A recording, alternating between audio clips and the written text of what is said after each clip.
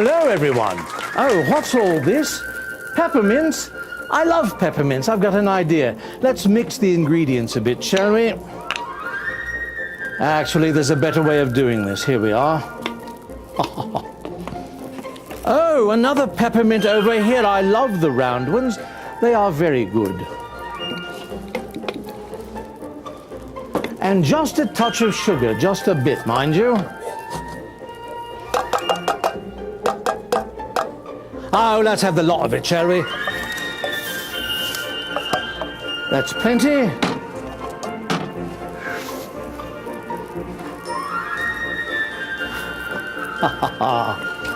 Oh, what do you know about that? Let's see what's here. As I suspected.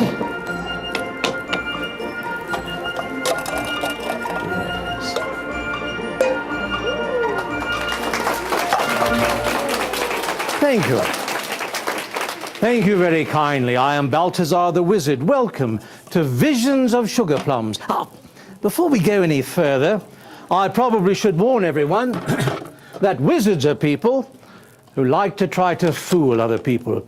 I'll show you what I mean with the mystery of the gingerbread man. Right here I've got a picture of a gingerbread man, which as you see has been painted blue. But believe it or not, if I put him back behind the door and if we all say the magic words together, he will turn from blue to pink. Now the magic words are peppermint candy canes. So on the count of 3, let's all say it together. Ready? 1, 2, 3, peppermint candy canes. And he turns to pink. You see? And I... Yes, right, very well. You're so stunned. I shall do it again. Once again on 3. 1, 2, 3, peppermint candy canes. And he turns to blue again. Now, this is what is known as a magic trick. Not a particularly good one, but a magic trick nonetheless. Now, what makes this a trick, and I know you've guessed, is that there are 2 gingerbread men, a blue one on this side and a pink one on this side. Oh, but what makes it magic, as we all know in real life, that a proper gingerbread man would never be blue nor pink. No, a proper gingerbread man is always a nice, crisp brown, and that is the mystery of the gingerbread man. Thank you.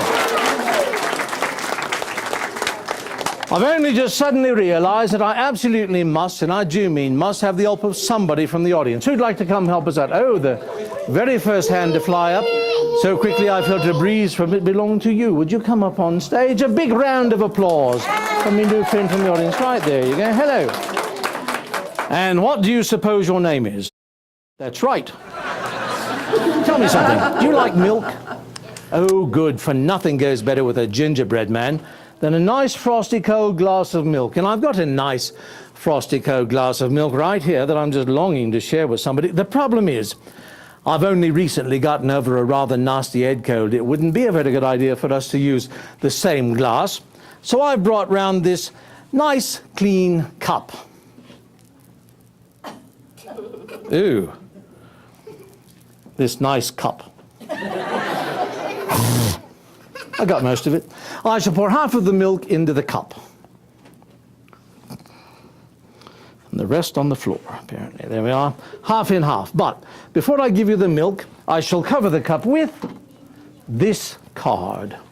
Then I shall turn the cup and the milk upside down.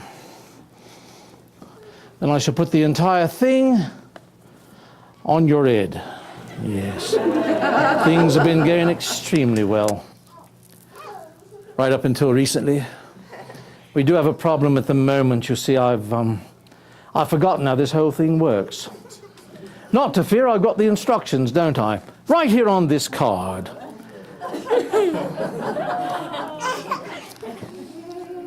Step 1, pour milk in cup. You saw me do that, didn't you? Yes, I thought so. Step 2, put card on cup. I remember doing that. Step 3, turn cup over. Yes, all right. Step 4, put cup on head. Oh, here we are, step 5. Do not remove this card.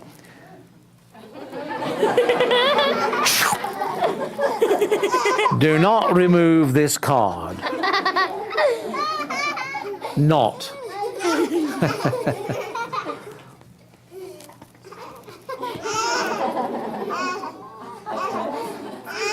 Hello. A tiny error has crept in. But don't worry, for I've got a clever plan.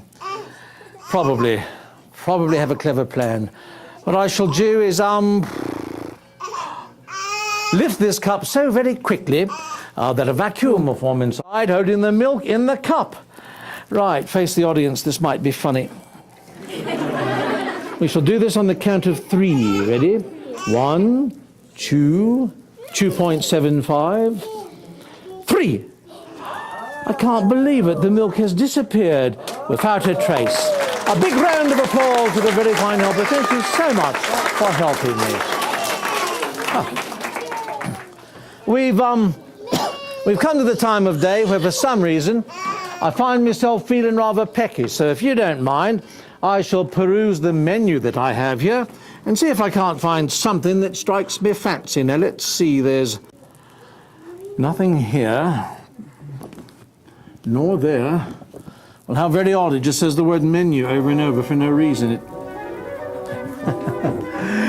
We're looking at the wrong side. Oh, that's what I want, I must have one of those. Yet how to begin, how to begin. That is how to begin.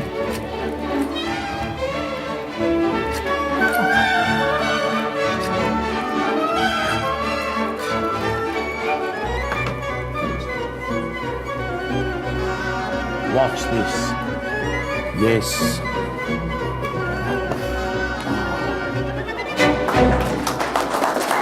Thank you.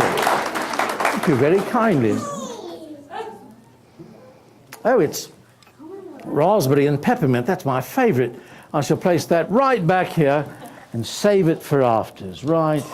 Oh. Oh.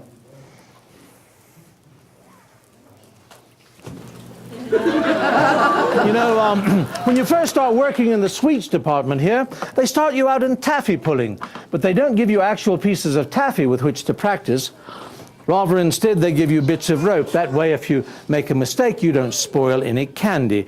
They give you 3 pieces of rope, a very short piece of rope, rather like this one, a medium-length piece of rope, quite a lot like this one, and a very long piece of rope, exactly like this one. And the object would appear to be very simple. You must take the ropes by the very ends and begin to pull and tug and pull. And you keep pulling and tugging and tugging and pulling until all 3 ropes are one and the same length. And I tried to do that.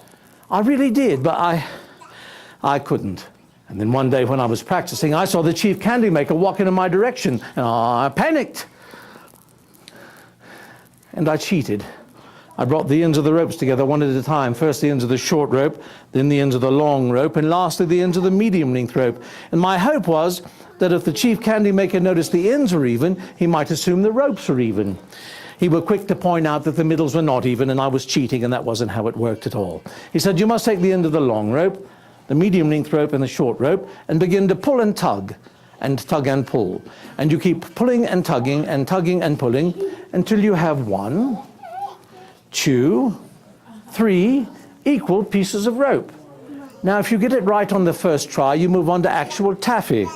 But if you do not get it right on the first try, well, then it's back to the drawing board with a very long piece of rope, a medium-length piece of rope, and a very short piece of rope. And that is what they call the candy maker's nightmare.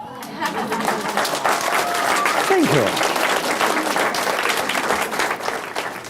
You know, I got a new job this year working in the sweets department, packaging sugar plums, and I'll let you know something about that.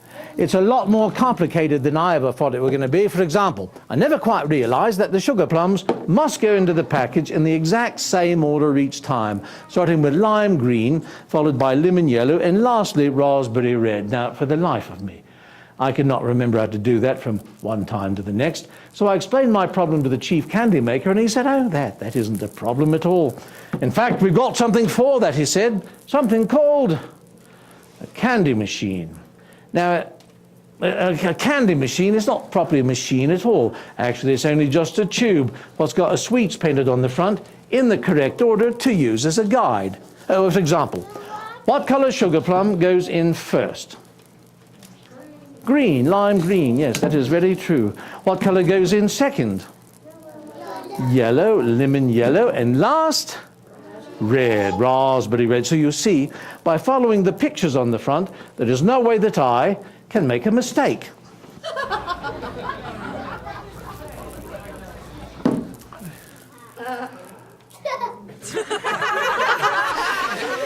Excepting I don't seem to be paying any attention whatsoever to what I was doing. Let me try that again, see if I can't get it right this time. The package goes here. Candy machine goes there. Only just... What colour sugar plum goes in first? Was it? Oh yes, now that you mention it, I recall it were lime green. What was second? Are you certain? Lemon yellow. And last? Yes, of course. Got to be raspberry red last, doesn't it? That's the only one left. So you see, by following the pictures on the front, there is simply no way that I can make a mistake.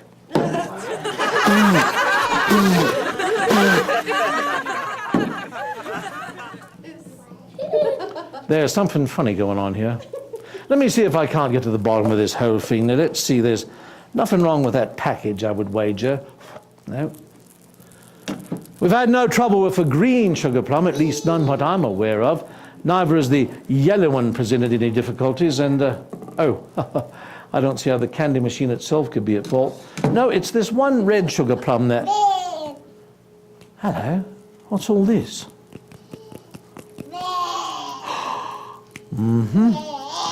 Here's the problem right here. This thing weighs a ton, and it isn't supposed to. It's supposed to be light and fluffy. It probably hasn't been cooked long enough, causing it to sink to the bottom. Well, I can fix that. I've got my candy oven here. Now, a candy oven is really nothing more or less than a pink and white box what's got a hole in the top. We put the offending sugar plum into the owl, let it cook for a couple of moments, allow it to cool. Oh my goodness, it's gone. Does that mean what I think it means? Dare I even hope it? Oh dear. All's well that ends well, and that is the mysterious workings of the candy machine. Thank you. Right, well, it is almost time for us to conclude this performance. I do, however, have one last mystery I should very much like to show you. You see, ever since I was a tiny wizard many years ago, I've been fascinated by gingerbread houses, although I've never had the chance to make one until quite recently when I made this one. And after I made it, you see, I discovered it was not only tasty, but it is also enchanted. For what it does is rather than try to explain all of that, I shall just show you. Watch. First of all, here we have a peppermint stick. Now, there's nothing in there. Hello! Excepting possibly for an echo, but nothing else of note in there. Also, we have the house itself, where currently no one is in residence.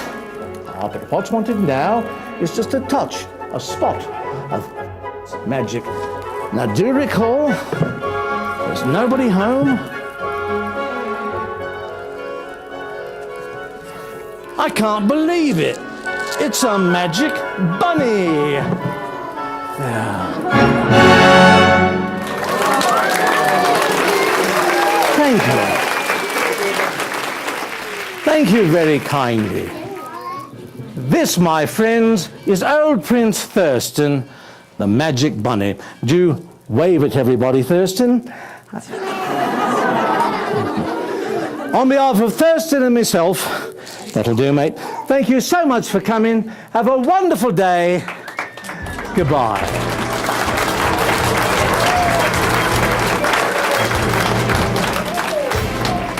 Thurston will be right back in just a couple of moments for a bit of petting, so don't go away. We'll be right back.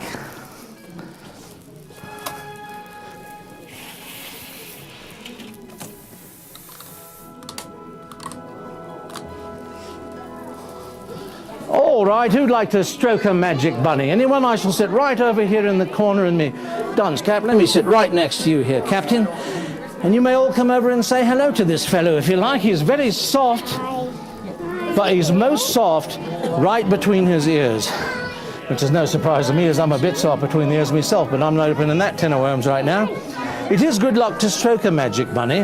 That's because he's got 4 rabbit's feet. He's a walking keychain factory, if you ask me. So give him a good pet.